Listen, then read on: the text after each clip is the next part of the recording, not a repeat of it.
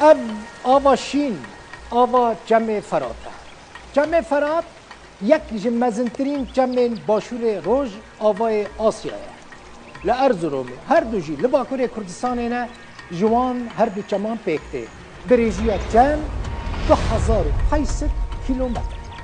لناوا باکور کردستان فرات 1263 کیلومتران درشت لباکور کردستان سالانه 30 میلیارد متر سجا آوه کم دکه فرات جمعها تموزی حتی داویا مها ایلونه آستا آوهجی گلکی کم دبه جمعها آداری حتی حزیرانه لزا آوهجی آوه جمع فرات هین داد کبه لز کم دبه فرات باجارین ارزنجان درسم ملتی آمد ایل دیلوک و روها هموجی باجارین کردستان را دوان دران را در باسته به جرها در باسی روژ آوای کردستان ده به نوبرا جرابلس و کوبانی را در باسته به و جوه داره برای خود دا عراقه و لناوا آخا عراقه لگل جمع دجله دبه یک و لباشور وی ولاتی شط العرب پیک دیدن او خواه برده کنداوا بصرای لباکور کردستان 5 بنداو لسر جمع فرات هاتن آوا کرد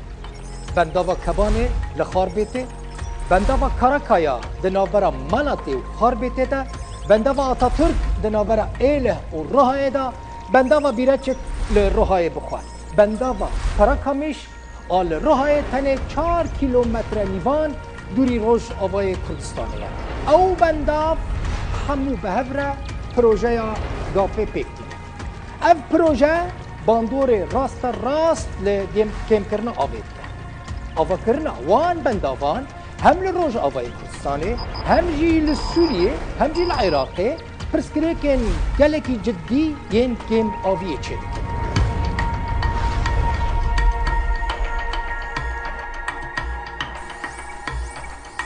لسر جمع فرات گلک ریکفتنین جدا دنابرا سوریه و ترکیه دا هاتنه امضا کرد سالا 1921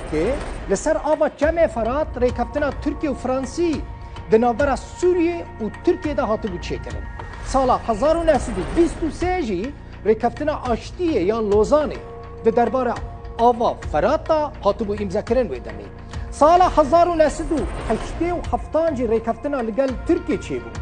لگوری به ریکفتنه جی پیوست بود 500 متر سجا آف ده سر هر ثانیه که ده آف در باسی سوریه ببا لچه ده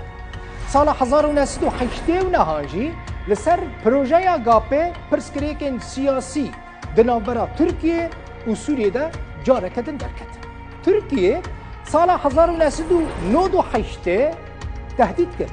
و گفت اوه همون ریکفتنین آوه لگل سوریه خراب بکن سوریه چه کرد؟ سوریه نچار بود روژا 20 جوتمه 1998 دیسا ریکفتنا آدانا امضا یکم بنداوا لسر جمع فرات لسوریه بنداوا طبقه سه بنداوین سوریه لسر جمع فرات هنه بنداوا طبقه بنداوا البعث بنداوا تشکیل ترکیه بریاوان 5 بنداوین آوه لسر جمع فرات جسدی 6 الکتریکا خواه پیدا کرد هر وها جسدی 31.1 جی و آوا جمع فرات شخرا کم کرد سوریه سالانه 11.3 حتی 21.43 میلیارد متر سجا داخواز آوا جمع فرات کرد لی ترکیه کنگی پیوست ببینه کنگی بخوازه هر دمی گرتنا آوا جمع فرات وك سلاحك وك كارتك التهديد لدجي سوريا وعراق بكارت